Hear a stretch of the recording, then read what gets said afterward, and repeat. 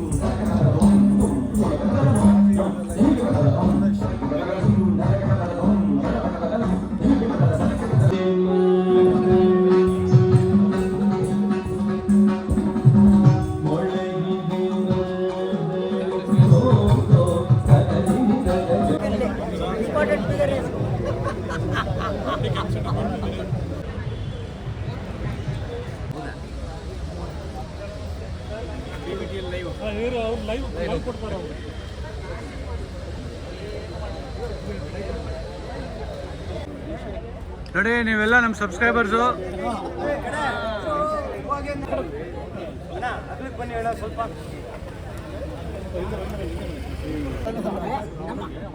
ಬನ್ನಿ. ಅಮೃತ ಮಹೋತ್ಸವದಲ್ಲಿ ಸುವರ್ಣ ಸಂಭ್ರಮ ಮುಂದಿರುವ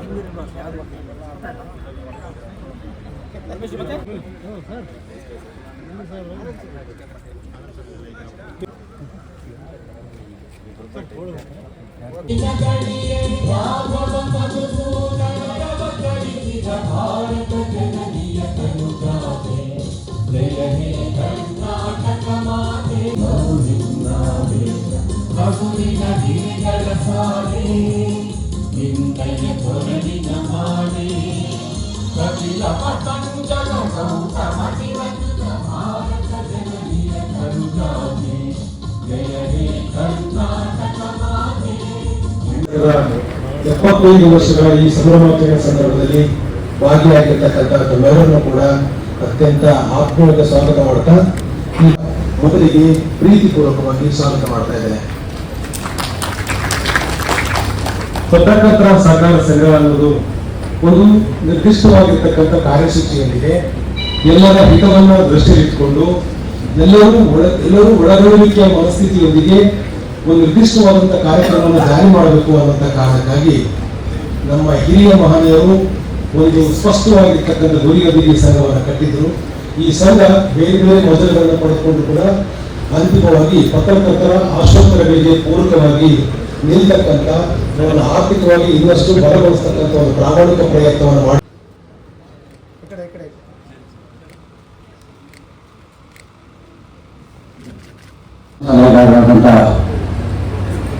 ಕೆ ವಿ ಪ್ರಭಾಕರ್ ಅವರೇ, ವಿವಿಧರ ಗಣ್ಯಮಾನ್ಯರೇ, ಸಂಘದ ಗೌರವಾನ್ವಿತ ಸದಸ್ಯರೇ, ವೃತ್ತಿಬಾರ ಮಿತ್ರರೇ, ನಿಮ್ಮೆಲ್ಲರಿಗೂ ಮತ್ತೊಮ್ಮೆ ನನ್ನ ನಮಸ್ಕಾರಗಳು ಮತ್ತು ಸ್ವಾಗತ. ಇನ್ನು ಈ ನಡೀತಾ ಇರುವಂತಹ ಈ ಸಮಾರಂಭ ಸಂಘದ ಇತಿಹಾಸದಲ್ಲಿ ಸುವರ್ಣಾಕ್ಷರಗಳಲ್ಲಿ ಬರೆದಿರುವಂತಹ ಒಂದು ಕಾರ್ಯಕ್ರಮವಾಗಲಿದೆ. ಇದೊಂದು ಮೈಲಿಗಲ್ಲು. ಗಣ್ಯರ ಉಪಸ್ಥಿತಿಯಲ್ಲಿ ನಡೀತಾ ಇರುವಂತಹ ಈ ಕಾರ್ಯಕ್ರಮಕ್ಕೆ ತಾವೆಲ್ಲ ಆಗಮಿಸಿ ಮೇಲೆ ತಂದುಕೊಟ್ಟಿದ್ದೀರಿ. ನಮ್ಮ ಸಂಘ ಬೆಳೆದು ಬಂದ ಬಗ್ಗೆ ಕೆಲವೇ ಮಾತುಗಳಲ್ಲಿ ಸಂಕ್ಷಿಪ್ತವಾಗಿ ವಿವರಣೆ ಕೊಡ್ತೇನೆ. ನಮ್ಮ ಹಿರಿಯರು, ಪ್ರಾತಸ್ಮರಣೀಯರು ಆದಂಥ, ಸಮಾನ ಮನಸ್ಕರು ಆದಂಥ ಹಿರಿಯರು ಒಂದು ಹುಟ್ಟಾಕಿದಂಥ ಸಂಸ್ಥೆ ಇದೀಗ 75 ವರ್ಷ ಪೂರೈಸಿ 76ನೇ ವರ್ಷಕ್ಕೆ ಪಾದಾರ್ಪಣೆ ಮಾಡಲಿದೆ. ಹಿರಿಯರ ದೂರದೃಷ್ಟಿ ಮತ್ತು ತಪಸ್ಸಿನ ಫಲವಾಗಿ ಇವತ್ತು ಸಂಘ 75 ವರ್ಷ ಪೂರೈಸಿ ಈ ಮಟ್ಟಕ್ಕೆ ಬೆಳೆದಿದೆ ಅಂತಂದ್ರೆ ಅವರೆಲ್ಲರೂ ಶ್ರಮಕ್ಕೆ ನಾವೆಲ್ಲರೂ ಧನ್ಯವಾದಗಳನ್ನ ಮತ್ತು ಕೃತಜ್ಞತೆಗಳನ್ನ ಸಲ್ಲಿಸೋದಕ್ಕೆ ಇಷ್ಟಪಡ್ತೇವೆ. 1949 ಡಿಸೆಂಬರ್ 5ರಂದು ಕೇವಲ 350 ರೂಪಾಯಿ 53 ರೂಪಾಯಿ 12 ಪೈಸೆ ಬಂಡವಾಳ ಹೂಡಿಕೆಯಿಂದ ಶುರುವಾದಂತಹ ಈ ಸಂಸ್ಥೆ ಇವತ್ತು 10 ಕೋಟಿಗೂ ಮೀರಿ ತನ್ನ ವಹಿವಾಟವನ್ನು ವಿಸ್ತರಿಸಿಕೊಂಡಿದೆ ಅನ್ನೋದಕ್ಕೆ ಈ ಸಂಘ ಬೆಳೆದುಕೊಂಡಿರುವ ಅದರ ಶಕ್ತಿ ಸಾಮರ್ಥ್ಯ ಏನು ಅನ್ನೋದು ಇವತ್ತು ಗೊತ್ತಾಗ್ತಾ ಇದೆ. 50-60 ದಶಕದಲ್ಲಿ ಪತ್ರಕರ್ತರು ಅಂತ ಅಂದಾಗ ಅವರ ಸಂಬಳ ಸಾರಿಗೆ ಬಹಳ ತೀವ್ರ ಕಡಿಮೆ ಇತ್ತು. ಅಂತ ಸಂದರ್ಭದಲ್ಲಿ ನೀವೆಲ್ಲರೂ ಹಿರಿಯರು ನಮ್ಗಿಂತ ನಾವು ಹುಟ್ಟೋದಕ್ಕಿಂತ ಮೊದಲು ಇದ್ದಂತ ಹಿರಿಯರು ಕೂಡ ಇದ್ದೀವಿ. ಅವತ್ತು ಪತ್ರಕರ್ತರು ಅಂದ್ರೆ ಸಂಬಳ ಸಾರಿಗೆ ಅವ್ರ ಉದ್ಯೋಗ ನೋಡಿ ಏನೂ ಕೊಡ್ತಾ ಇಲ್ಲ ಅಂತ ನಾವು ಹಿರಿಯರು ಅವಾಗ ಹೇಳ್ತಾ ಇರ್ತಾರೆ. ಏನಪ್ಪ ಕೆಲಸ ಮಾಡ್ತಿದ್ಯಾ ಅಂದ್ರೆ ಪತ್ರಕರ್ತ ಅಥವಾ ಪತ್ರಕರ್ತ ಅಂದ್ರೆ ಉನ್ನತ ಏನ್ ಮಾಡ್ಕೊಂಡಿದ್ಯಾ ಅಂತ ಕೇಳೋ ಪರಿಸ್ಥಿತಿ ಇತ್ತು ಅಂತೇಳಿ ಅವರು ಹಿರಿಯರು ಹೇಳಿದ ಮಾತನ್ನ ನಾವು ಕೂಡ ಕೇಳಿದ್ದೇವೆ. ಅಂತ ಸಂದರ್ಭದಲ್ಲಿ ಪತ್ರಕರ್ತರ ಆರ್ಥಿಕ ಬೇಡಿಕೆಗಳು ಅಥವಾ ಆರ್ಥಿಕ ಅಗತ್ಯಗಳಿಗೆ ಸ್ಪಂದಿಸುವ ನಿಟ್ಟಿನಲ್ಲಿ ಈ ಹಿರಿಯರೆಲ್ಲ ಸೇರ್ಕೊಂಡು ಈ ಸಂಸ್ಥೆಯನ್ನು ಹುಟ್ಟಾಕಿದ್ದು ಅವರ ದೂರದೃಷ್ಟಿಗೆ ಸಾಕ್ಷಿಯಾಗಿದೆ. ಅವರ ದೂರದೃಷ್ಟಿಯಲ್ಲಿ ಇವತ್ತು ಸಂಘ, ನಮ್ಮ ಸಹಕಾರಿ ಸಂಘ ಪತ್ರಕರ್ತರಿಗೆ ಸಾಲ ಸೌಲಭ್ಯ ಕಲ್ಪಿಸುವ ಜೊತೆಗೆ ಅವರ ದಿನನಿತ್ಯದ ಅಗತ್ಯವಿದೆ ಅಂತಂದ್ರೆ ಅದು ನಿವೇಶನ, ಮನೆ ಸೌಲಭ್ಯ ಅಥವಾ ಮದುವೆ, ಅವರ ಮನೆಗಳ ಕಾರ್ಯಕ್ರಮಗಳು ಏನೇ ಇದ್ವೋ ಅಂತದಕ್ಕೆ ಆರ್ಥಿಕವಾಗಿ ಅವರ ವೇತನ ಆಧರಿಸಿ ಅವರ ದುಡಿಮೆ ಆಧರಿಸಿ ನಾವು ಸಾಲ ಸೌಲಭ್ಯ ಕಲ್ಪಿಸ್ತಾನೆ ಬಂದಿದ್ದೇವೆ. ಮೊದಲು ಈ ನಮ್ಮ ಸಂಘದ ಕಟ್ಟಡ ಅಂದ್ರೆ ನಮ್ಗೆ ಸ್ವಂತ ಕಟ್ಟಡ ಇರಲಿಲ್ಲ. ಕೆಲವರಿಗೆ ಅಷ್ಟೇ ಗೊತ್ತಿದೆ, ಈಗಿನ ಪತ್ರಕರ್ತರಿಗೆ ಅದು ಗೊತ್ತಿದೆಯಲ್ಲ. ಕಂದಾಯ ಭವನ ಇವತ್ತಿನ ಏನು ಕಂದಾಯ ಭವನ ಇದೆ, DC ಆಫೀಸು ಕಂದಾಯ ಭವನ ಅಂತೀವಿ, ಅಲ್ಲಿ ಬಯಲು ಪ್ರದೇಶದಲ್ಲಿ ಇದ್ದಂತ ಒಂದು ತಾಲೂಕು ಕಚೇರಿ ಕಲ್ಲು ಕಟ್ಟಡ ಅದು. ಅಲ್ಲಿ ನಮ್ಮ ಸಂಘ ಶುರು ಮಾಡಿದ್ದು. ಕಾರ್ಯನಿರತ ಪತ್ರಕರ್ತರ ಸಹಕಾರ ಸಂಘದಿಂದ ನಮ್ಮ ಸಂಘಕ್ಕೆ ಮೊದಲನೇ ಮಹಡಿಯಲ್ಲಿ ಒಂದಷ್ಟು ಜಾಗ ಕೊಟ್ಟು ಅವರು ಸಹಕಾರ ನೀಡಲಿಕ್ಕೆ ನಮ್ಮ ಸಂಘ ಅಲ್ಲಿಂದ ತನ್ನ ಕಾರ್ಯಚಟುವಟಿಕೆಗಳನ್ನು ಆರಂಭಿಸಿಕೊಂಡು ಬಂದು ಇವತ್ತು ಸ್ವಂತ ಕಟ್ಟಡವನ್ನು ಹೊಂದಿದೆ. ಕ್ವೀನ್ಸ್ ರಸ್ತೆಯಲ್ಲಿ ಕಾಂಗ್ರೆಸ್ ಆಫೀಸ್ ಎದುರುಗಡೆ ನಮ್ಮ ಸಂಘವಾಣಿ ಪಕ್ಕದ ಬಿಲ್ಡಿಂಗ್ ಅಲ್ಲಿ 3 ಅಂತಸ್ತಿನ ಕಟ್ಟಡದಲ್ಲಿ ನಮ್ಮ ಸಂಘ ಕೆಲಸ ಮಾಡ್ತಾ ಇದೆ. ಈ ಸಂಘದ ಕಟ್ಟಡ ನಿರ್ಮಾಣ ಆಗಲಿಕ್ಕೆ ಅಲ್ಲಿನ ಅಧ್ಯಕ್ಷರಾದಂತ ದಿವಂಗತರು ಆದಂತ ನಮ್ಮ ಟಿ ನಾಗರಾಜು ಮತ್ತು ಇವಾಗೇನು ಪಬ್ಲಿಕ್ ಟಿವಿ ಮುಖ್ಯಸ್ಥರಾಗಿದ್ದಾರೆ HR ರಂಗನಾಥ್ ಅವರ ಪರಿಶ್ರಮ ಅಪಾರವಾಗಿದೆ ಅನ್ನೋದನ್ನು ನಾವು ಇವತ್ತು ಕೂಡ ಕೃತಜ್ಞತೆಯಿಂದ ನೆನೆಸ್ತೇವೆ. ಅದ್ರ ಜೊತೆಗೆ ಇಂದಿನ ಅಧ್ಯಕ್ಷರು ಆಮೇಲೆ ಅಲ್ಲಿನ ಪದಾಧಿಕಾರಿಗಳು ಅಪಾರವಾದಂತಹ ಶ್ರಮ, ಅವ್ರ ದುಡಿಮೆಯಿಂದ ಇವತ್ತು ಸಂಘ ಈ ಮಟ್ಟಕ್ಕೆ ಬೆಳೆದಿದೆ ಅನ್ನೋದನ್ನ ನಾವು ಸ್ಮರಿಸ್ತೇವೆ. ನಮ್ಮ ಸಂಘದ ಬೆಳವಣಿಗೆಯಲ್ಲಿ ಅಂದಿನ ಇವತ್ತಿನ ಎಲ್ಲ ರಾಜ್ಯ ಸರ್ಕಾರಗಳು, ಜನಪ್ರತಿನಿಧಿಗಳು, ಸಂಸದರು ಮತ್ತು ಶಾಸಕರ ಪಾತ್ರ ಇದೆ ಅನ್ನೋದನ್ನ ನಾವು ಯಾವತ್ತೂ ಮರೆಯೋದಿಲ್ಲ. ನಮ್ಮ ಸರ್ಕಾರದ ಸಹಕಾರನ ನಾನು ಸಂಕ್ಷಿಪ್ತವಾಗಿ ಹೇಳ್ತೇನೆ. 1974-75ನೇ ಸಾಲಿನಲ್ಲಿ ನಮ್ಮ ಸಂಘಕ್ಕೆ ಅಂದಿನ ಸರ್ಕಾರ 50,000 ರೂಪಾಯಿಗಳನ್ನ ಸಾಲದ ರೂಪದಲ್ಲಿ ನೀಡಿತ್ತು. ಆ ಸಾಲವನ್ನು ನಮ್ಮ ಸಂಘ ಸುಮಾರು 15 ವರ್ಷಗಳ ಅವಧಿಯಲ್ಲಿ ಸಮಾನ ಕಂತುಗಳಲ್ಲಿ ತೀರಿಸಿದೆ.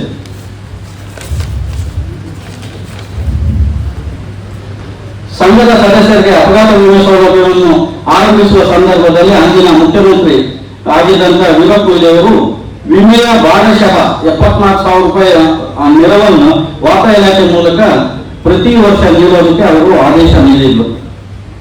ಅದೇ ರೀತಿ ಸಂಘ ತನ್ನ ಸದಸ್ಯರಿಗೆ ಆರೋಗ್ಯ ವಿಮಾ ಸೌಲಭ್ಯವನ್ನು ಆರಂಭಿಸಲು ನಿರ್ಧರಿಸಿದಾಗ ಆದಿಚುಂಚನಗಿರಿ ಬೇರೆ ಮಠದ ಪೀಠಾಧಿಪತಿಗಳಾಗಿದ್ದಂತ ಶ್ರೀ ಬಾಲಗಂಗಾಧರ ಸ್ವಾಮೀಜಿಯವರು 5 ಲಕ್ಷ ರೂಪಾಯಿಯನ್ನ ನೀಡಿ ಈ ಕಾರ್ಯಕ್ರಮಕ್ಕೆ ಪ್ರೋತ್ಸಾಹ ನೀಡಿದ್ದು ಅನ್ನೋದನ್ನ ನಾವು ಇವತ್ತು ಬಹಳ ಕೃತಜ್ಞತೆಯಿಂದ ಅಷ್ಟೇ ಪೂಜ್ಯ ಪೂರ್ವಕವಾಗಿ ನೆಲೆಸ್ತೇವೆ. ಸುವರ್ಣಭವನ ಕಟ್ಟಡ ನಿರ್ಮಾಣಕ್ಕೆ ಲೋಕಸಭಾ ಸದಸ್ಯರ ಸ್ಥಳೀಯ ಪ್ರದೇಶ ಅಭಿವೃದ್ಧಿ ನಿಧಿಯಿಂದ ಅಂದಿನ ಸಂಸದರಾಗಿದ್ದಂತ ಕೇಂದ್ರ ಸಚಿವರಾಗಿದ್ದಂತ ದಿವಂಗತ ಅನಂತ್ ಕುಮಾರ್ ಅವರು 10 ಲಕ್ಷ ರೂಪಾಯಿ ನೆರವು ನೀಡಿದ್ರು ಅನ್ನೋದು ನಾವೆಲ್ಲರೂ ಇವತ್ತು ಕೂಡ ಯಾರು ಮರೆಯಿಲ್ಲ ಅನ್ನೋದನ್ನ ಹೇಳ್ತೇನೆ.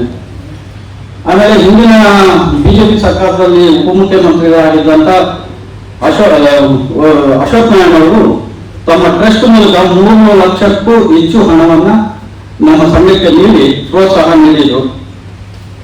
ಸಂಘದ 70ನೇ ವರ್ಷಾಚರಣೆ ಸಂದರ್ಭದಲ್ಲಿ ಆಗಿನ ಮುಖ್ಯಮಂತ್ರಿ ಯಡಿಯೂರಪ್ಪ ಅವರು 10 ಲಕ್ಷ ರೂಪಾಯಿ ವಿಶೇಷ ಅನುದಾನವನ್ನು ಸರ್ಕಾರಕ್ಕೆ ನಮ್ಮ ಸಂಘಕ್ಕೆ ನೀಡಿದ್ರು.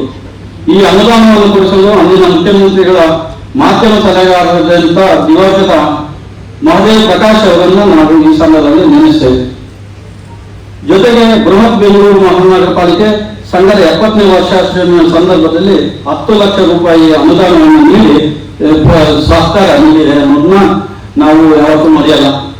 ಜೊತೆಗೆ ಈಗ ಪ್ರಭಾಕರ್ ಅವರು ಇದ್ದಾರೆ, ಸಚಿವರಾದ ರಾಮಲಿಂಗಾರೆಡ್ಡಿ ಅವರು ಇದ್ದಾರೆ. ನಮ್ಮ ಈಗಿನ ಸರ್ಕಾರದ ಅವಧಿಯಲ್ಲಿ ಕೂಡ ಲೋಕೋಪಯೋಗಿ ಸಚಿವರಾಗಿರುವಂತಹ ಸತೀಶ್ ಜಾರಕಿಹೊಳಿ ಅವರು ನಮ್ಮ ಸಂಘದ ಬಹುದಿನಗಳ ಬೇಡಿಕೆ ಆಗಿತ್ತು, ಒಂದು ಲಿಫ್ಟ್ ವ್ಯವಸ್ಥೆ ಮಾಡಿಕೊಡ್ಬೇಕು ಅಂತ ಹೇಳಿ ಅವ್ರನ್ನ ಲಿಫ್ಟ್ ಹಾಕಿಸ್ಕೊಡುವ ವಿಚಾರದಲ್ಲಿ ಅತಿ ಹೆಚ್ಚಿನ ಸಹಕಾರ ನೀಡಿ ನಮಗೆ ಸಹಕರಿಸಿದ್ದಾರೆ. ಅವ್ರನ್ನು ಅವರ ಸೇವೆಗೆ ಅಥವಾ ಅವರ ಏನು ಉದಾರ ಕೊಡುಗೆಗೆ ನಾವು ಕೃತಜ್ಞತೆ ಸಲ್ಲಿಸ್ತೇವೆ. ಇದೇ ರೀತಿಯಲ್ಲಿ ಮುಂದೆಯೂ ಸಹ ಸಂಘ ಹಲವಾರು ಕಾರ್ಯಕ್ರಮಗಳನ್ನ ಹಮ್ಮಿಕೊಂಡಿದೆ. ಅಭಿವೃದ್ಧಿ ಕಾರ್ಯಕ್ರಮಗಳ ಜೊತೆಗೆ ಈ ಸಂಘದ ಚಟುವಟಿಕೆಗಳನ್ನು ವಿಸ್ತರಿಸುವಂತ ನಿಟ್ಟಿನಲ್ಲಿ ಹಲವಾರು ಕಾರ್ಯಕ್ರಮಗಳನ್ನು ಹಮ್ಮಿಕೊಂಡಿದ್ದೇವೆ. ಇದಕ್ಕೆ ನಿಮ್ಮೆಲ್ಲರ ಸಹಕಾರ ಅಗತ್ಯ. ಧನ್ಯವಾದಗಳು. ಒಂದು ಗ್ರಾಮದಲ್ಲಿ ಕೆಲವು ಸಮಾನ ಮನಸ್ಕರಾಗಿ ಪಾಟೀಲು ದೇಶದ ಮೊದಲ ಕೃಷಿ ಪತ್ತಿನ ಸಹಕಾರ ಸಂಘವನ್ನು ಸ್ಥಾಪಿಸಿದರು. ಆ ಸಂಘ ದೇಶದ ಮೊದಲ ಸಹಕಾರ ಸಂಘವಾಗಿದ್ದು ಎಸ್ ಪಾಟೀಲರನ್ನ ಭಾರತದ ಸಹಕಾರದ ಪಿತಾಮಹ ಅಂತ ಕರೀತಾ ಇದ್ದಾರೆ.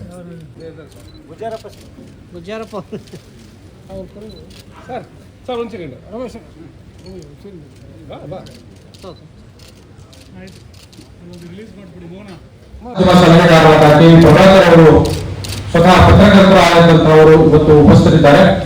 ಈ ಎಲ್ಲ ಬೇಡಿಕೆಗಳನ್ನು ಇವತ್ತು ನಾವು ಪ್ರಭಾಕರ್ ಅವರು ಕೊಡ್ತಾ ಇದ್ದೇವೆ. ಕರ್ನಾಟಕ ಪತ್ರಕರ್ತರ ಸಹಕಾರ ಸಂಘವು 75ನೇ ವರ್ಷದ ಅಮೃತ ಸಂಭ್ರಮವನ್ನ ಆಚರಿಸ್ತಾ ಇದೆ. ಅಮೃತ ಪತ್ರಕರ್ತರ ಬಹು ಪ್ರಮುಖ ಬೇಡಿಕೆಯಾದ ಈ ಕೆಳಕಂಡ ಮನವಿಗಳನ್ನ ಪರಿಗಣಿಸಬೇಕು ಅಂತ ಹೇಳಿ ತಮ್ಮಲ್ಲಿ ವಿನಮ್ರವಾಗಿ ವಿನಂತಿಸಿಕೊಳ್ತೀವಿ.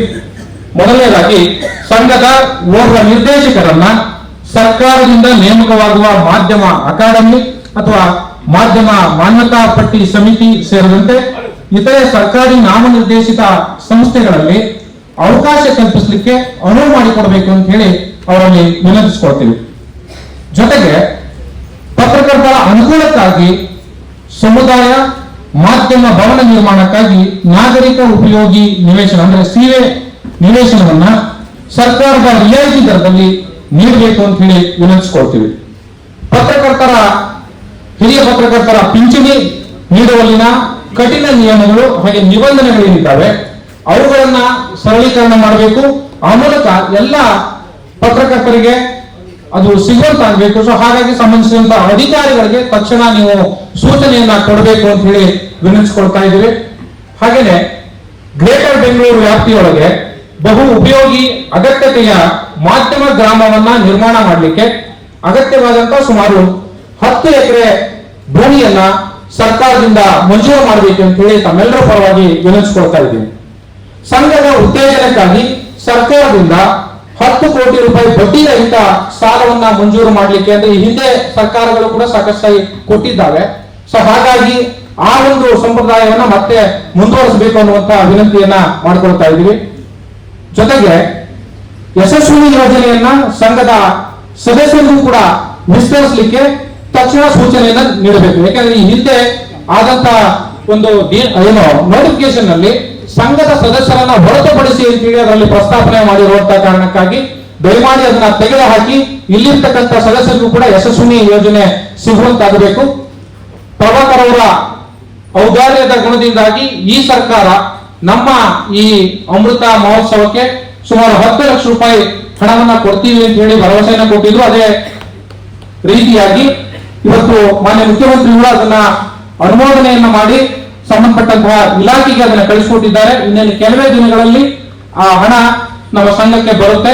ಅದರ ಎಲ್ಲ ಉಸ್ತುವಾರಿಯನ್ನ ಮಾನ್ಯ ಪ್ರಭಾಕರ್ ಅವರೇ ವಹಿಸಿಕೊಂಡಿರುವಂತಹ ಕಾರಣಕ್ಕಾಗಿ ಮತ್ತೊಮ್ಮೆ ಅವರಿಗೆ ಅಭಿನಂದಿಸ್ತಾ ನಮ್ಮ ಸಂಘ ನೀಡಿರ್ತಕ್ಕಂಥ ಈ ಒಂದಷ್ಟು ಮನವಿಗಳನ್ನ ತಾವು ಸ್ವತಃ ಪತ್ರಕರ್ತರಾಗಿರುವ ಕಾರಣಕ್ಕಾಗಿ ದಯಮಾಡಿ ಮುತುವರ್ಜಿಯನ್ನ ವಹಿಸಿ ಇವುಗಳನ್ನ ಈಡೇರಿಸಬೇಕು ಅಂತೇಳಿ ನಿಮ್ಮೆಲ್ಲರ ಪರವಾಗಿ ಸಂಘ ಕೇಳ್ಕೊಳ್ತಾ ಇದೆ.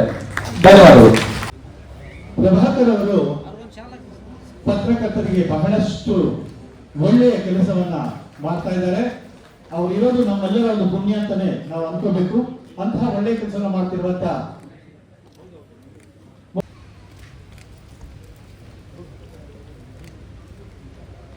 ಸರ್ ಸ್ವಲ್ಪ ಹಿಂದೆ ಸರ್.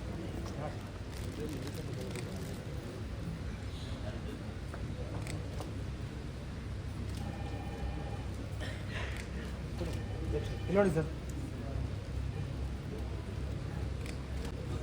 ಸ್ವಾಗತಿಸೋಣ.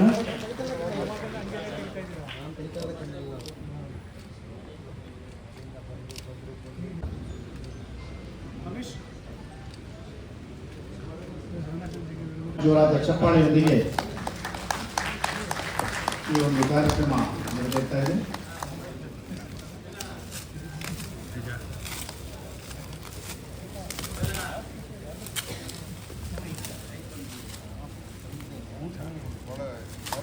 ಬಹಳಷ್ಟು ಮಂದಿ ಈ ಒಂದು ಸ್ಮರಣ ಸಂಚಿಕೆಗೆ ಲೇಖನಗಳನ್ನು ಬರೆದುಕೊಟ್ಟಿದ್ದಾರೆ. ಅವರನ್ನು ಕೂಡ ಸ್ವಲ್ಪ ಹೊತ್ತಿನಲ್ಲಿ ಸನ್ಮಾನಿಸ್ತೇವೆ. ಈಗ ಈ ಸ್ಮರಣ ಸಂಚಿಕೆಯ ಬಿಡುಗಡೆ ಆಗ್ತಾ ಇದೆ. ಜೋರಾದ ಚಪ್ಪಾಳೆ ಖಂಡಿತವಾಗಿ ಬರಬೇಕು.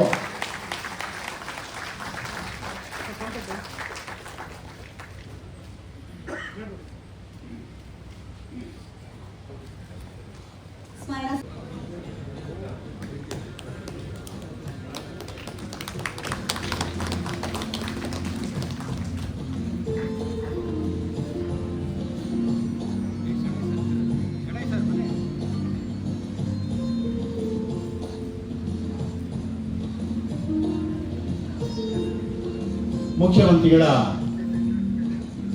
ಮಾಧ್ಯಮ ಸಲಹೆಗಾರರಾದ ಕೆ.ವಿ. ಪ್ರಭಾಕರ್ ನಾನು ಆಗಲೇ ಹೇಳಿದಂಗೆ ಪತ್ರಕರ್ತರ ಸೇವಾ ಪದ್ಧತಿಗಾಗಿ ತುಂಬಾನೇ ಶ್ರಮ ಪಡ್ತಾ ಇದ್ದಾರೆ. ಬಹಳಷ್ಟು ಒಳ್ಳೆಯ ಕೆಲಸಗಳನ್ನು ಮಾಡಿದ್ದಾರೆ. ಇವತ್ತು ಅವರು ನಮ್ಮ ಕಾರ್ಯಕ್ರಮಕ್ಕೆ ಬಂದಿರೋದು ಕೂಡ ನಮಗೆ ಬಹಳ ಸಂತೋಷದ ವಿಷಯ. ಈಗ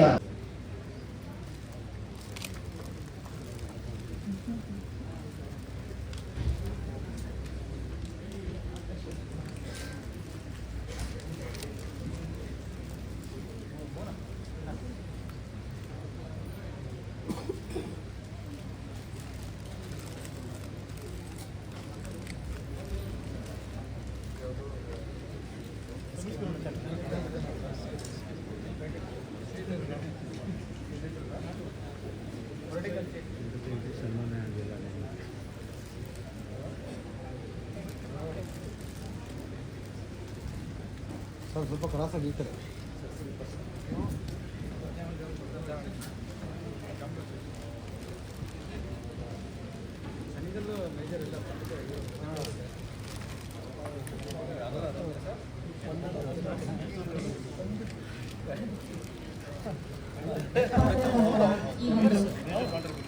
ಸಂಸ್ಥೆಗೆ ಹಗಲು ರಾತ್ರಿ ಇರುವಂತಹ ಅಧ್ಯಕ್ಷರುಗಳು, ಪದಾಧಿಕಾರಿಗಳು ಹಾಗೂ ಕಾರ್ಯದರ್ಶಿಗಳಿಗೆ ಒಂದು ಸನ್ಮಾನಿಸುವಂತಹ ಸುಸಮಯ. ಜೋರಾದ ಚಪ್ಪಾಳೆ ಬರಬೇಕು. ಹಾಗೂ ಕೆ. ಪ್ರಭಾಕರ್ ಸರ್ ಅವರಿಂದ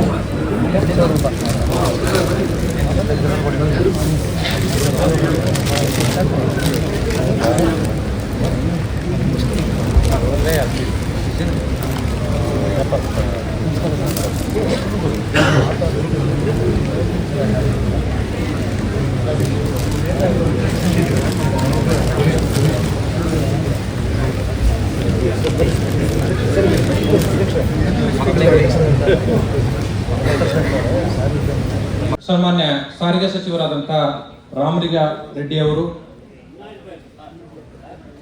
ತೀವ್ರ ಒತ್ತಡದ ನಡುವೆಯೂ ಕೂಡ ಈ ಕಾರ್ಯಕ್ರಮಕ್ಕೆ ಆಗಮಿಸಿ ತಮ್ಮ ಜವಾಬ್ದಾರಿಯನ್ನು ನಿರ್ವಹಿಸಿದ್ದಾರೆ. ಸೊ ಹಾಗಾಗಿ ಅವರಿಗೆ ತುಂಬ ಹೃದಯದ ಧನ್ಯವಾದಗಳು. ಜೊತೆಗೆ ಆರೋಗ್ಯ ಸಚಿವರಾಗಿರ್ತಕ್ಕಂಥ ದಿನೇಶ್ ಗುಂಡೂರಾವ್ ಅವರು ಕಾರ್ಯದ ಒತ್ತಡದಲ್ಲಿ ಬೇರೆ ಕಡೆ ಇದ್ರೂ ಕೂಡ ನಾನು ಬರ್ತೀನಿ ಅಂತ ಹೇಳಿ ಬಂದು ನಮ್ಮ ಪತ್ರಕರ್ತ ಗಣ್ಯರಿಗೆ ಹಾಗೆ ಲೇಖಕರಿಗೆ ಸನ್ಮಾನವನ್ನ ನೆರವೇರಿಸಿಕೊಟ್ಟಿದ್ದಾರೆ. ಅವರಿಗೂ ಕೂಡ ತುಂಬ ಹೃದಯದ ಧನ್ಯವಾದಗಳು. ಜೊತೆಗೆ ಮುಖ್ಯಮಂತ್ರಿಗಳು ಬರಬೇಕಾಗಿತ್ತು, ಆದರೆ ಅವರಿಗೆ ಅನಾರೋಗ್ಯದ ಕಾರಣಕ್ಕಾಗಿ ಬರ್ಲಿಕ್ಕಾಗಿಲ್ಲ. ಹಾಗಾಗಿ ತಮ್ಮ ಸ್ಥಾನ ಮತ್ತೆ ಮುಖ್ಯಮಂತ್ರಿಗಳ ಸ್ಥಾನ ಎರಡೂ ಸ್ಥಾನವನ್ನು ಕೂಡ ನಿಭಾಯಿಸುವ ಮೂಲಕ ನಿಮ್ಮೆಲ್ಲರ ಈ ಅಚ್ಚುಮೆಚ್ಚಿನ ಕಾರ್ಯಕ್ರಮವನ್ನು ನಡೆಸಿಕೊಟ್ಟಂತ ಮುಖ್ಯಮಂತ್ರಿಗಳ ಮಾಧ್ಯಮ ಸಲಹೆಗಾರರು ಹಾಗೂ ಪತ್ರಕರ್ತರಾಗಿರ್ತಕ್ಕಂಥ ಕೆ ವಿ ಪ್ರಭಾಕರ್ ಅವರು ಕೂಡ ಈ ಕಾರ್ಯಕ್ರಮದ ಪರವಾಗಿ ಹಾಗೂ ಸಂಘದ ಪರವಾಗಿ ನಿಮ್ಮೆಲ್ಲರ ಪರವಾಗಿ ತುಂಬು ಹೃದಯದ ಧನ್ಯವಾದಗಳನ್ನ ತಿಳಿಸ್ತೀನಿ. ಜೊತೆಗೆ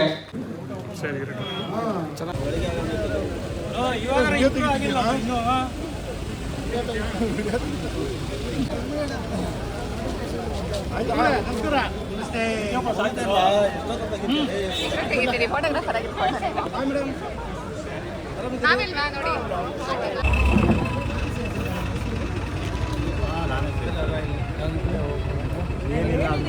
ರಮೇಶ್ ಪಾಳ್ಯ ಪಾಳ್ಯ ಇವರ ಅಧ್ಯಕ್ಷತೆಯಲ್ಲಿ ಈಗ ಜರುಗ್ತಾ ಇದೆ.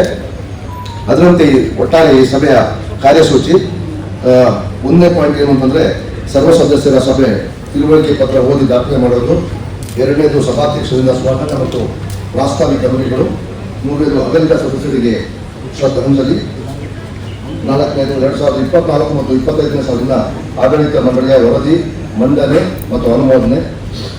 5ನೇ ಪಾಯಿಂಟ್ ದಿನಾಂಕ 22/9/2024 ಜರುಗಿದ 2023-24ನೇ ಸಾಲಿನ ಸರ್ವ ಸದಸ್ಯರ ಸಭಾ ನಡಾವಳಿ ಓದಿ ಸ್ಥಿರೀಕರಿಸುವುದು. 6ನೇ ಪಾಯಿಂಟ್ 2024-25ನೇ ಸಾಲಿನ ಲೆಕ್ಕ ಪರಿಶೋಧನಾ ವರದಿ ಲೆಕ್ಕಪತ್ರ ಮಂಡನೆ ಮತ್ತು ಅನುಮೋದನೆ ಮಾಡುವುದು. 2024 ಮತ್ತು 25ನೇ ಸಾಲಿನ ನಿವ್ವಳ ಲಾಭ ವಿಲೇವಾರಿ ಪ್ರಸ್ತಾಪ ಮಂಡನೆ ಮತ್ತು ಅನುಮೋದನೆ ಮಾಡುವುದು. 2020-25-26ನೇ ಸಾಲಿನ ಮುಂಗಡ ಪತ್ರವನ್ನು ಮಂಡನೆ ಮಾಡುವುದು ಮತ್ತು ಅನುಮೋದನೆ ಮಾಡುವುದು. ಇದಾದ ನಂತರ 2025-26 ಸಾಲಿನ ಲೆಕ್ಕ ಪರಿಶೋಧಕರ ನೇಮಕ. ಇದಾದ ಮೇಲೆ ಪ್ರತಿಭಾ ಪುರಸ್ಕಾರ ಆಗುತ್ತೆ. ಈ ಕಾರ್ಯಕ್ರಮದ ಆಮೇಲೆ ಏರುಪೇರು ಆಗುತ್ತೆ ಅನ್ನೋದು ಅಧ್ಯಕ್ಷರ ಅನುಮತಿ ಮೇರೆಗೆ ಇತರ ವಿಷಯಗಳನ್ನ ಆಡಳಿತ ಮಂಡಳಿ ಪರವಾಗಿ ಕಾರ್ಯಕ್ರಮವನ್ನು ಆರಂಭ ಮಾಡುತ್ತೇವೆ. ನಮಸ್ಕಾರ. ಇವತ್ತು ಎಲ್ಲಾ ರೀತಿಯಾದ ಚೆಕಪ್ಪಿನ ಒಂದು ವ್ಯವಸ್ಥೆಯನ್ನ ಇಲ್ಲಿ ಮಾಡಿಕೊಡಲಾಗಿತ್ತು. ಅದಕ್ಕೆ ಮಣಿಪಾಲ್ ಆಸ್ಪತ್ರೆಯವರು ಬಹಳ ಸಹಾಯವನ್ನ ಮಾಡಿದ್ರು. ಅವರಿಗೆ ಕಾರ್ಯಕ್ರಮದ ಪರವಾಗಿ ಧನ್ಯವಾದಗಳು. ಹಾಗೆ ಸುಮಾರು 250 ಜನ ಚೆಕಪ್ ಮಾಡ್ಕೊಂಡಿದ್ದಾರೆ. ಹಾಗೆ 140 ಅಷ್ಟು ACG ಮಾಡಿಸ್ಕೊಂಡಿದ್ದಾರೆ. So thank you madam, thank you so much. ನಿಮ್ಮ ಒಂದು ಸಹಕಾರ ಹೀಗೆ ಇರಲಿ. ಇವತ್ತು ಬಹಳ ವಿಶೇಷವಾಗಿ ಮಣಿಪಾಲ್ ಆಸ್ಪತ್ರೆಯಿಂದ ಉಚಿತವಾಗಿ ಆರೋಗ್ಯ ಶಿಬಿರದ ತಪಾಸಣೆಯನ್ನು ನಿರ್ವಹಿಸಲಾಗಿತ್ತು. ನಿಮಗೆ ಕಾರ್ಯಕ್ರಮದ ಪರವಾಗಿ ಅನಂತ ಧನ್ಯವಾದಗಳನ್ನು ತಿಳಿಸ್ತಾ ನಮ್ಮ ವೈದ್ಯರಿಗೆ ಜೋರಾದ ಚಪ್ಪಾಳೆ ಬರಲಿ. ಸರ್ ಈ ಕಡೆ ಬೆನ್ ಮಾಡಬೇಡಿ ಸರ್, ಕ್ರಾಸ್ ಆಗಿ ಮಾಡಿ.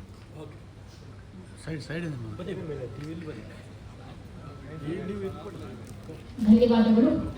ಮಣಿಪಾಲ್ ಆಸ್ಪತ್ರೆಯ ಎಲ್ಲ ಸಿಬ್ಬಂದಿಗಳಿಗೂ ಮತ್ತೊಮ್ಮೆ ಕಾರ್ಯಕ್ರಮದ ಪರವಾಗಿ ಪೂರಕವಾದ ಧನ್ಯವಾದಗಳನ್ನು ತಿಳಿಸ್ತಾ ಈಗ ಕಾರ್ಯಕ್ರಮವನ್ನು ಮತ್ತೆ ಮುಂದುವರಿಸ್ತಾ ಇದ್ದೀವಿ. 3 ಸಾಲುಗಳಲ್ಲಿ ಘೋಷಿಸಿರುವ ಲಾಭಾಂಶವನ್ನು ಅಂದರೆ ಡಿವಿಡೆಂಡ್ ಅನ್ನು ಪಡೆಯದಿರುವ ಮಾನ್ಯ ಸದಸ್ಯರು ಪಡೆದುಕೊಳ್ಳಲು ಕೋರಲಾಗಿದೆ. ಸಂಘದ ಬೈಲಾ ರೀತಿಯ 39/7 ಅನ್ವಯ ಲಾಭಾಂಶ ಘೋಷಣೆ ಮಾಡಿದ ದಿನಾಂಕದಿಂದ 3 ವರ್ಷಗಳ ಒಳಗಡೆ ಆ ಲಾಭಾಂಶವನ್ನು ಪಡೆಯದಿದ್ದಲ್ಲಿ ಸದರಿ ಲಾಭಾಂಶವನ್ನು ಕಾಯ್ದಿಟ್ಟ ನಿಧಿಗೆ ವರ್ಗಾಯಿಸಲಾಗುವುದು. ಈ ಸಂಬಂಧ ಪ್ರತ್ಯೇಕವಾಗಿ ಸೂಚನೆಯನ್ನು ಕಳಿಸಲಾಗುವುದಿಲ್ಲ. ಸೊ ಹಾಗಾಗಿ ಎಲ್ಲರೂ ಬಂದು ಡಿವಿಡೆಂಡ್ನ ಪಡ್ಕೊಳ್ಳಿ ದಯವಿಟ್ಟು. ಗೋಡೆ ಕ್ಯಾಲೆಂಡರ್ ಸಂಘವು ಈ ವರ್ಷವೂ ವಿಶೇಷ ಪರಿಕಲ್ಪನೆಯೊಂದಿಗೆ ಅತ್ಯಾಕರ್ಷಕ ವರ್ಣರಂಜಿತ ಗೋಡೆ ಕ್ಯಾಲೆಂಡರ್ ಮಾಡಿಸಿ ಸದಸ್ಯ ಹಾಗೂ ಸಹ ಸದಸ್ಯರಿಗೆ ವಿತರಿಸಿದೆ. ಸದಸ್ಯರು ಮತ್ತು ಸಹ ಸದಸ್ಯರು ಜನವರಿ ತಿಂಗಳಲ್ಲಿ ಸಂಘಕ್ಕೆ ಬಂದು ಹೊಸ ಕ್ಯಾಲೆಂಡರ್ ಪಡೆಯಬೇಕೆಂದು ಕೋರುತ್ತೇವೆ. ಸಂಗಮನಾಥ್ ರೇವತ ಗಾಂವ್ ಹಾಗೆ ಪ್ರಯಾಗ್ತಿಯನ್ನ ನೀಡಿ ಗೌರವಿಸಬೇಕು. ಜೋರಾದ ಚಪ್ಪಾಳೆ ಬನ್ನಿ ಸ್ನೇಹಿತರೆ, ದಯವಿಟ್ಟು ಚಪ್ಪಾಳೆ ಹೊಡೆದು 10 ಜನ. ಓಕೆ, ಇನ್ನೊಬ್ಬರು ಮಿತೇಶ್ ಅದಿತ್ ಬಿ, ಅವರ ತಾಯಿ ಹೆಸರು ಶಿಲ್ಪಾ ಡಿ.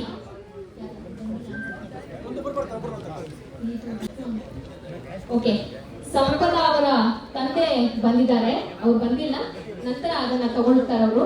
ಹಾಗೆ ಶಿಲ್ಪಾ ಡಿ ಅವರ ಮಗಳು ಮಿತೇಶ್ ಅದಿತ್, ದಯವಿಟ್ಟು ಇವರು ಕೂಡ ವೇದಿಕೆ ಮೇಲೆ ಬಂದು ಈ ಒಂದು ಪ್ರಶಸ್ತಿಯನ್ನ ಸ್ವೀಕರಿಸಬೇಕು ಅಂತ ಹೇಳಿ ಕೇಳ್ಕೊತಾ ಇದ್ದೀನಿ. SSLCಯಲ್ಲಿ ಉತ್ತಮ ಅಂಕವನ್ನ ಪಡೆದಿರುವಂತಹ ವಿದ್ಯಾರ್ಥಿಗಳಿಗೆ ಕಾರ್ಯಕ್ರಮದಲ್ಲಿ ಒಂದು ಪ್ರೋತ್ಸಾಹವನ್ನ ನೀಡುವಂತಹ ನಿಟ್ಟಿನಲ್ಲಿ ಈ ಒಂದು ಗೌರವ ಸಮರ್ಪಣೆಯನ್ನ ಸಲ್ಲಿಸಲಾಗ್ತಾ ಇದೆ. ಕೃಷ್ಣ ಓಡಾಡ್ಬೇಡ ಈ ಕಡೆ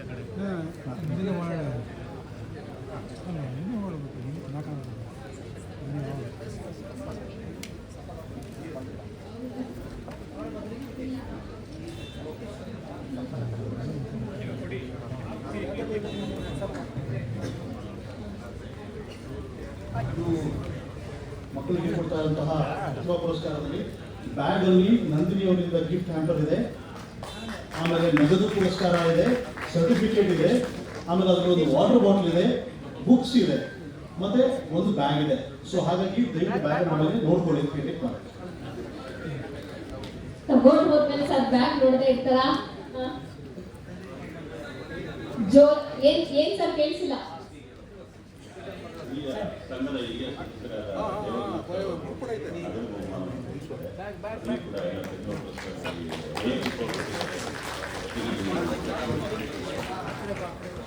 ಹಾಗೆ ಕಾರ್ಯಕ್ರಮದಲ್ಲಿ ಯಾರೆಲ್ಲ ಈ ಒಂದು ಗಿಫ್ಟ್ ಅನ್ನ ಕೊಟ್ಟಿದ್ದಾರೋ ಅವರೆಲ್ಲರಿಗೂ ಕೂಡ ಕಾರ್ಯಕ್ರಮದ ಪರವಾಗಿ ಹೃತ್ಪೂರ್ವಕವಾದ ಅಭಿನಂದನೆಗಳನ್ನ ಸಲ್ಲಿಸ್ತಾ, ಇವತ್ತಿನ SSLC ವಿದ್ಯಾರ್ಥಿಗಳು ಯಾರೆಲ್ಲ ಉತ್ತಮ ಅಂಕವನ್ನ ತೆಗೆದುಕೊಂಡು ಕಾರ್ಯಕ್ರಮದಲ್ಲಿ ನೀವು ಕೂಡ ವಿಜೇತರಾಗಿ ಒಂದು ಪ್ರೋತ್ಸಾಹವನ್ನ ತಗೊಳ್ತಾ ಇದ್ದೀರೋ, ನಿಮ್ಮೆಲ್ಲರಿಗೂ ಕೂಡ ಒಳ್ಳೆಯದಾಗಲಿ, ಮುಂದಿನ ಭವಿಷ್ಯ ಉಜ್ವಲವಾಗಿರಲಿ ಅಂತ ಹೇಳಿ ಕಾರ್ಯಕ್ರಮದ ಪರವಾಗಿ ನಾವೆಲ್ಲರೂ ಹಾರೈಸೋಣ. ಜೋರಾದ ಚಪ್ಪಾಳೆ ಬರಲಿ, ಚಪ್ಪಾಳೆ ಹೊಡೆದು ಪ್ರತಿಯೊಬ್ಬರನ್ನ ಪ್ರೋತ್ಸಾಹಿಸಬೇಕು ಅಂತ ಹೇಳಿ ಕೇಳ್ಕೊಳ್ತಾ ಇದ್ದೀನಿ. ಧನ್ಯವಾದಗಳು. ಎಲ್ಲರಿಗೂ ಕೂಡ ಒಳ್ಳೆಯದಾಗ್ಲಿ. ನೀವು ಅಂದ್ಕೊಂಡಿರುವಂತಹ ಎಲ್ಲ ಕನಸುಗಳು ಕೂಡ ನನಸಾಗ್ಲಿ, ನಿಮಗೆ ಒಳ್ಳೆಯದಾಗಲಿ ಅಂತ ಹೇಳ್ತಾ ಮತ್ತೊಮ್ಮೆ ನಿಮ್ಮೆಲ್ಲರಿಗೂ ಕೂಡ ಕಾರ್ಯಕ್ರಮದ ಪರವಾಗಿ ಅಭಿನಂದನೆಗಳು. ಈಗ ನಾನು ಮುಂದಿನ ವಿದ್ಯಾರ್ಥಿಗಳ ಹೆಸರನ್ನ ಕರಿತೀನಿ. ರೆಡಿಯಾಗಿರಿ. ಈಗ ಒಂದು ಗ್ರೂಪ್ ಫೋಟೋ ಆಗುತ್ತೆ. ಗ್ರೂಪ್ ಫೋಟೋ ಆಗಿದ ತಕ್ಷಣ ನನ್ನ ಹೆಸರನ್ನ ಕರಿತೀನಿ. ಅವ್ರು ದಯವಿಟ್ಟು ರೆಡಿಯಾಗಿ. ನಮ್ಮ ಮುಂದಿನ SSLC ವಿದ್ಯಾರ್ಥಿಗಳ ಮೊದಲನೇ 12ನೇ ವಿದ್ಯಾರ್ಥಿ ಋಷಿ ಗೌತಮ್ ಆರ್, ಅವರ ತಂದೆ ಹೆಸರು ರಾಘವೇಂದ್ರ ಕೆ. ಹಾಗೆ ಶ್ರೀದೇವಿ DN, ಅವರ ತಂದೆ ಹೆಸರು ನಾಗರಾಜ್ D. ಹಾಗೆ ಮನೀಶ್ S ನಂದಕರ್, ಅವರ ತಂದೆ ಹೆಸರು ಪಡೆದಿದ್ದಾರೆ. ಅದನ್ನ ಗುರುತಿಸಿ ಇವತ್ತು ನಮ್ಮ ಪತ್ರಕರ್ತರ ಸಂಘದ ವತಿಯಿಂದ ಅವರಿಗೆ ಒಂದು ಪ್ರೋತ್ಸಾಹಿಸುವಂತಹ ನಿಟ್ಟಿನಲ್ಲಿ ಒಂದು ನಗದು ಬಹುಮಾನವನ್ನ ನೀಡಿ ಸಾಕಷ್ಟು ಗಿಫ್ಟ್ ಗಳನ್ನ ಕೊಡಲಾಗ್ತಾ ಇದೆ. ಸರ್ ಸ್ವಲ್ಪ ಸೈಡಿಂದ ಕೊಡಿ ಸರ್. ಏನು ಸರ್ SSLC ಈಗ ಪಾಸ್ ಆದ್ರೆ ನೀವು? ಸರ್ ಒಂದು ನಿಮಿಷ ಆಗಿ ತಗೊಳ್ಳಿ ಅಧ್ಯಕ್ಷರೇ, ಸ್ವಲ್ಪ ಪಕ್ಕ ಒಂದು ನಿಂತ್ಕೊಳ್ಳಿ, ಅಲ್ಲಿ ಹಂಗೆ ಇಟ್ಕೊಳ್ಳಿ.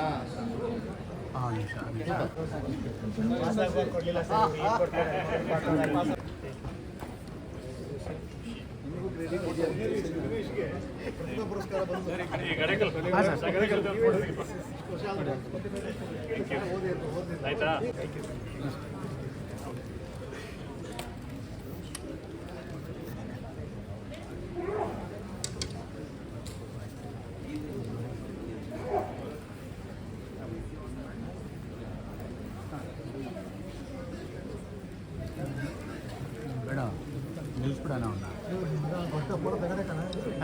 ಹಾಗೆ ಈಗ ಮುಂದಿನ ನಮ್ಮ ವಿದ್ಯಾರ್ಥಿಗಳ ಹೆಸರನ್ನು ಕರೀತಾ ಇದ್ದೀನಿ. ಜನ್ಯ ವಿನೋದ್ ರೆಡಿಯಾಗಿರಿ.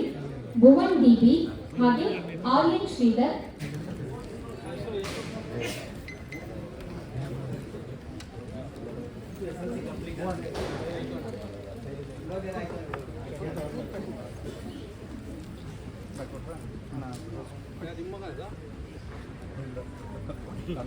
ಹೋದ ವರ್ಷ ತಗೊಂಡಿದ್ದಾನೆ.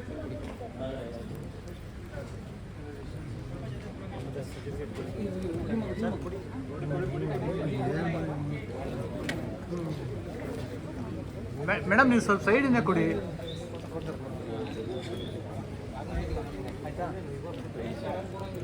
ರಮೇಶ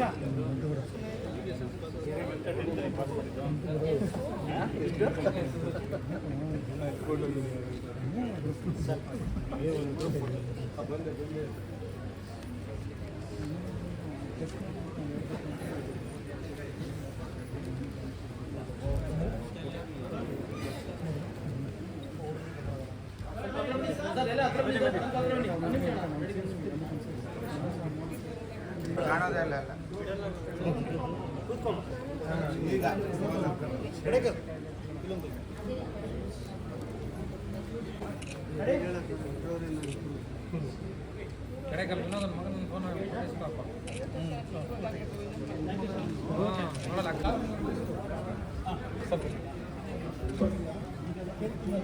ಚಂದ್ರಲಾ,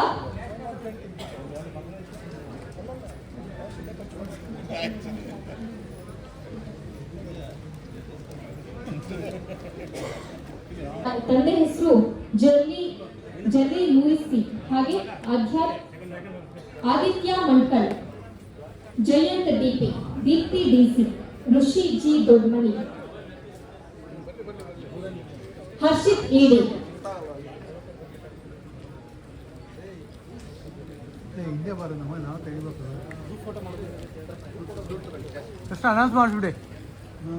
ಹಾಗೆ ಈಗಷ್ಟೇ ನಮ್ಮ ಮಾನ್ಯ ಮುಖ್ಯಮಂತ್ರಿಗಳ ಮಾಧ್ಯಮ ಸಲಹೆಗಾರರು ಆದಂತಹ ಪ್ರಭಾಕರ್ ಸರ್ ಅವರು ಈಗ ಆಗಮಿಸಿದ್ರು. ಅವರ ಒಂದು ನೇತೃತ್ವದಲ್ಲಿ ವಿದ್ಯಾರ್ಥಿಗಳಿಗೆ ಒಂದು ಗಿಫ್ಟ್ ಅನ್ನ ನೀಡುವುದರ ಮುಖೇನ ಕಾರ್ಯಕ್ರಮವನ್ನು ಮುಂದುವರಿಸಲಾಗ್ತಾ ಇದೆ. ದಯವಿಟ್ಟು ಯಾರು ಕೂಡ ಹೋಗ್ಬೇಡಿ, ಎಲ್ರಿಗೂ ಕೂಡ ಗ್ರೂಪ್ ಫೋಟೋ ಇದೆ, ಎಲ್ಲರೂ ತೆಗೆಸ್ಕೊಂಡು ಹೋಗ್ಬೇಕು. ಇದೆಲ್ಲ ಒಂದು ಸವಿ ನೆನಪು, ಹಾಗಾಗಿ ಎಲ್ಲರೂ ನಿಂತು ಫೋಟೋವನ್ನ ತೆಗೆಸ್ಕೊಂಡು ಹೋಗ್ಬೇಕು ಅಂತ ಹೇಳಿ ಕೇಳ್ಕೊಳ್ತಾ ಇದ್ದೀನಿ.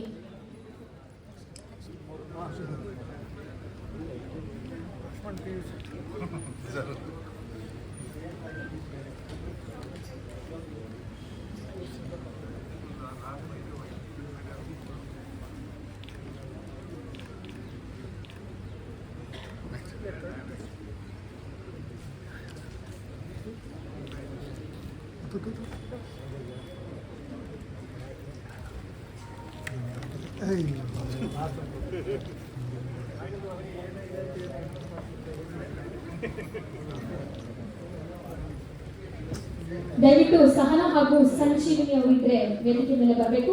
ಸಹನಾ ಶ್ರೀಪಿ ಹಾಗೆ ಸಂಜೀವಿನಿ S1 ಅವರು ಇದ್ರೆ ವೇದಿಕೆ ಮೇಲೆ ಬರಬೇಕು.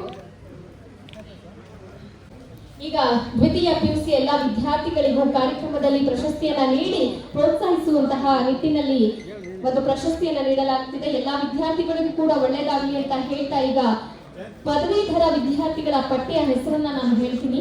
ಒಂದು 5 ಜನ ಇದ್ದಾರೆ, ಆ ಹೆಸರನ್ನ ನಾನು ಕರಿತೀನಿ, ದಯವಿಟ್ಟು ರೆಡಿ ಆಗಿರಿ. ಪದವೀಧರರ ವಿದ್ಯಾರ್ಥಿಗಳ ಹೆಸರು ಪ್ರೀತಿ NG, ಪ್ರೀತಿ ಪಾಟೀಲ್ N, ಯಶಸ್ವಿನಿ BN, ತೇಜಸ್ವಿನಿ. ಈ 4 ಜನ ಬಂದಿದ್ರೆ ದಯವಿಟ್ಟು ವೇದಿಕೆ ಮೇಲೆ ಬರಬೇಕು ಅಂತ ಹೇಳಿ ಕೇಳ್ಕೊಳ್ತಾ ಇದ್ದೀನಿ. ಪ್ರೀತಿ NJ ಅವರ ತಂದೆ ಹೆಸರು ಗಿರೀಶ್ MM, ಹಾಗೆ ಪ್ರೀತಿ ಪಾಟೀಲ್ N ಅವರ ತಂದೆ ಹೆಸರು ನರೇಂದ್ರ ಪಾಟೀಲ್ S, ಯಶಸ್ವಿನಿ BN ಅವರ ತಂದೆ ಹೆಸರು ನಂದಕುಮಾರ್, ತೇಜಸ್ವಿನಿ ಪ್ರಭುಲಿಂಗ ನಿಲ್ಲೂರೆ ಅವರ ತಂದೆ ಹೆಸರು. ಇವರು 4 ಜನ ಬಂದಿದ್ರೆ ದಯವಿಟ್ಟು ವೇದಿಕೆ ಮೇಲೆ ಬರಬೇಕು ಅಂತ ಹೇಳಿ ಕೇಳ್ಕೊಳ್ತಾ ಇದ್ದೀನಿ.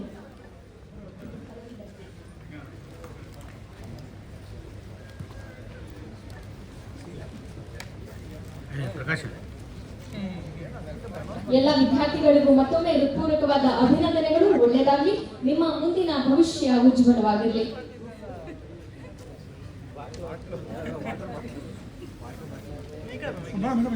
ದಯವಿಟ್ಟು ತೇಜಸ್ವಿನಿ ಅವರು ಬಂದಿದ್ದರೆ ವೇದಿಕೆ ಮೇಲೆ ಬರಬೇಕು. ಈಗ ಪದವೀಧರರ ವಿದ್ಯಾರ್ಥಿಗಳ ಪಟ್ಟಿಯ ಹೆಸರನ್ನ ನಾನು ಕರೀತಾ ಇದ್ದೀನಿ.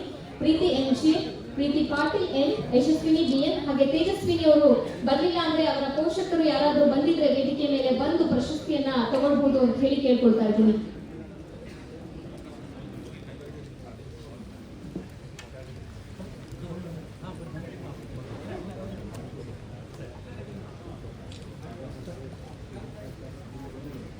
ಪ್ರಭಾಕರ್ ಒಂದು ಫೋಟೋ ಸರ್.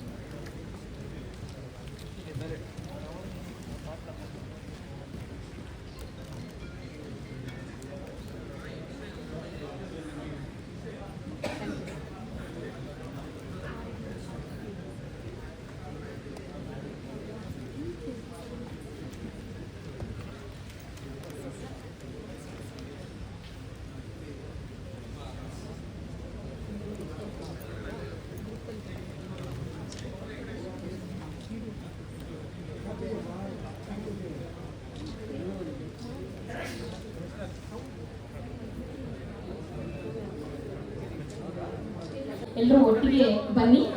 ಸುಹಾಸ್ ಆರುಂಡಿ ಬಿಯಾರ್, ಸುಹಾಸ್ ಆರುಂಡಿ ಬಿಯಾರ್, ಎಲ್ಲರೂ ಒಟ್ಟಿಗೆ ಬನ್ನಿ. ಸುಹಾಸ್ ಆರುಂಡಿ ಬಿಯಾರ್, ಎಲ್ಲರೂ ಒಟ್ಟಿಗೆ ಬನ್ನಿ. ಸುಹಾಸ್ ಆರುಂಡಿ ಬಿಯಾರ್, ಎಲ್ಲರೂ ಒಟ್ಟಿಗೆ ಬನ್ನಿ. ಸುಹಾಸ್ ಆರುಂಡಿ ಬಿಯಾರ್, ಎಲ್ಲರೂ ಒಟ್ಟಿಗೆ ಬನ್ನಿ. ಸುಹಾಸ್ ಆರುಂಡಿ ಬಿಯಾರ್, ಎಲ್ಲರೂ ಒಟ್ಟಿಗೆ ಬನ್ನಿ. ಸುಹಾಸ್ ಆರುಂಡಿ ಬಿಯಾರ್, ಎಲ್ಲರೂ ಒಟ್ಟಿಗೆ ಬನ್ನಿ. ಸುಹಾಸ್ ಆರುಂಡಿ ಬಿಯಾರ್, ಎಲ್ಲರೂ ಒಟ್ಟಿಗೆ ಬನ್ನಿ. ಸುಹಾಸ್ ಆರುಂಡಿ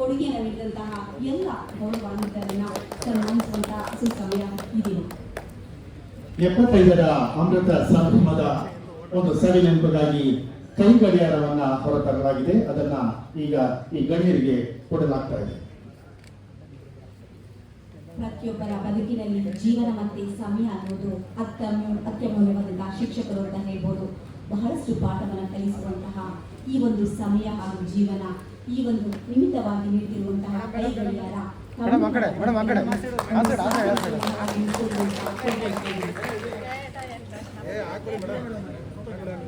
ಇವತ್ತಿನ ಸಾಧನೆಗೆ ಕನ್ನಡಿ ಎತ್ತಿರುವಂತಹ ಈ ಒಂದು ಕಾರ್ಯಕ್ರಮಕ್ಕೆ ಸಾಕ್ಷಿಯಾಗಿರುವಂತಹ ನಿಮ್ಮೆಲ್ಲರಿಗೂ ಕೂಡ ನಾನು ಮತ್ತೊಮ್ಮೆ ಪ್ರೀತಿಪೂರ್ವಕವಾದಂತಹ ಧನ್ಯವಾದಗಳನ್ನು ಹೇಳಲಿಕ್ಕೆ ಇಷ್ಟಪಡ್ತಾ ಇದ್ದೀನಿ.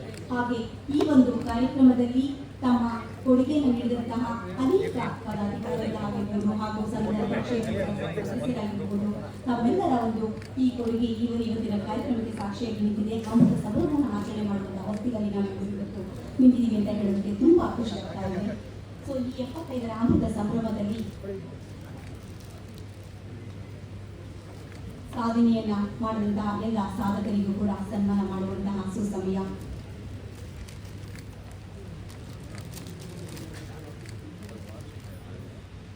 ಆದ್ಮೇಲೆ ಹೆನ್ರಿ ಫೋರ್ಡ್ ಒಂದು ಮಾತನ್ನು ಹೇಳ್ತಾನೆ, ಒಗ್ಗೂಡುವುದು ಒಂದು ಆರಂಭ, ಒಗ್ಗಟ್ಟಿನಲ್ಲಿ ಇರುವುದು ಒಂದು ಪ್ರಗತಿ, ಒಗ್ಗಟ್ಟಿನ ಕೆಲಸ ಒಂದು ಯಶಸ್ಸು.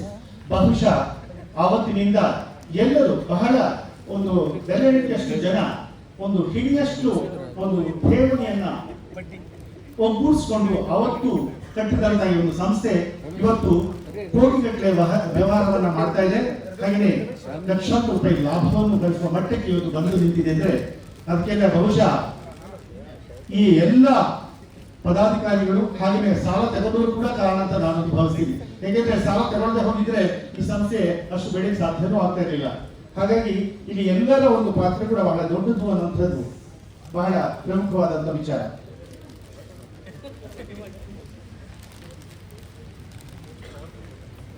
ಈ ಎಲ್ಲ ಗಣ್ಯರಿಗೆ ನಿಮ್ಮ ಜೋರಾದ ಚಪ್ಪಾಳೆ ಖಂಡಿತವಾಗಿ ಬರಬೇಕು. ಇದೊಂದು ನಿಜಕ್ಕೂ ಸಂಭ್ರಮಿಸುವಂತಹ ಒಂದು ಸಮಯ.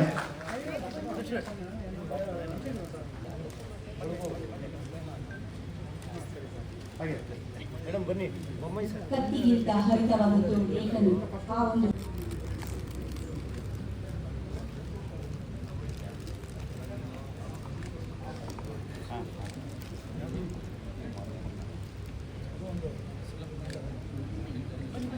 ನಾನು ಹೇಳಿದಾಗೆ ಇಲ್ಲಿ ಇಂತಹ ಸಂಘದಲ್ಲಿ ಕಾರ್ಯದರ್ಶಿಗಳ ಪಾತ್ರ ಕೂಡ ಬಹಳ ಮಹತ್ವದ್ದು. ಹಾಗೆಯೇ ನಿರ್ದೇಶಕರು ಎಲ್ಲ ಒಂದು ಟೀಮ್ ಅಂತ ಹೇಳಿದೀವಿ, ಒಂದು ಒಳ್ಳೆಯ ಟೀಮ್ ಒಂದು ಒಳ್ಳೆಯ ಒಂದು ರಿಸಲ್ಟ್ ಅನ್ನ ಕೊಡುತ್ತೆ ಅನ್ನೋದಕ್ಕೆ ಇವರೆಲ್ಲ ಕೂಡ ಕಾರಣರಾಗಿದ್ದಾರೆ.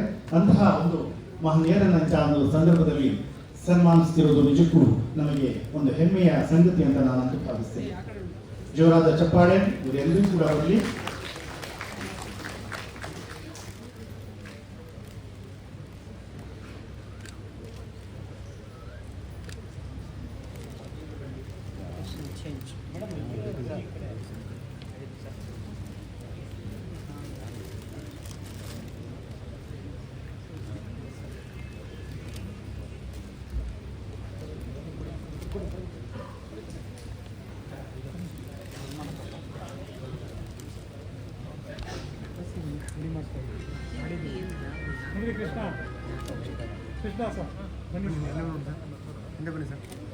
ಒಮ್ಮೆ ಸರ್ ಆ ಕಡೆ ಬನ್ನಿ, ಬ್ಯಾಲೆನ್ಸ್ ಆಗುತ್ತೆ.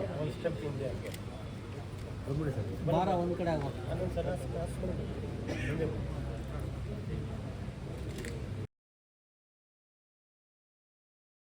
ಸೌಲಭ್ಯ ಪಡ್ಕೊಳ್ಬೇಕು ಅಂತ ಕೇಳ್ತಾ ಇದ್ದೀವಿ.